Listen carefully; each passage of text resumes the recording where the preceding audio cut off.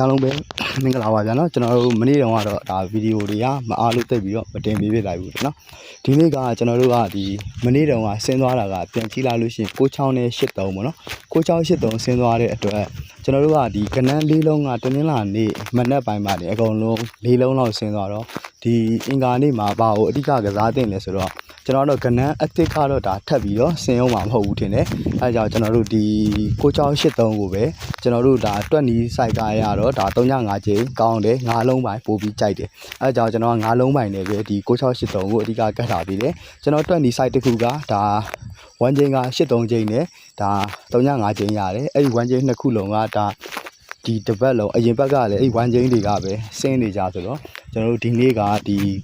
305ကျင်းနဲ့83ကျင်းအားကောင်းတယ်9လုံးပိုင်းကိုပို့ပြီးကြိုက်တယ်အဲဒါကြောင့်ကျွန်တော်ကဒီ9လုံးပိုင်းနဲ့ပတ်သက်တဲ့ဟာလေးတွေကိုဒါအောက်ွက်ထဲမှာထည့်ထားပြီးတယ်အရန်ထဲမှာတော့ဒါ3နဲ့ကတ်ထားတာကိုအရန်ထဲမှာထည့်ထားပေးပါတယ်ဗျာနော်ဒီနေ့မှာအဓိကကစားမှာတော့ကို့မှာလုံးပိုင်းရှိရင်9နဲ့ပဲကတ်ထိုးပါဥပမာကိုက8ကိုကြာရင်85တကွက်ကိုတင်ပြီးကစားပါကျွန်တော်ကတော့ဒီ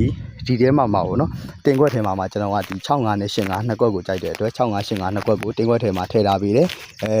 ပတ်တီလိုက်ခြင်းနဲ့မိတ်ဆွေတွေအနေနဲ့ကတော့ဒါဘာပတ်တီလိုက်တင်လဲဆိုတော့ကျွန်တော်တို့ဒါ66ဆင်းထားတဲ့အတွက်6လုံးပိုင်းဒါဟူးမကျော်ဆင်းဖို့ရှိပါတယ်တကယ်လို့မမဝင်နိုင်လို့ရှိရင်တော့ဒီ6လုံးပိုင်းကိုဒါဟူးမကျော်လိုက်တင်ပါတယ်ဗျာနော်ကျွန်တော်ဒီမှာ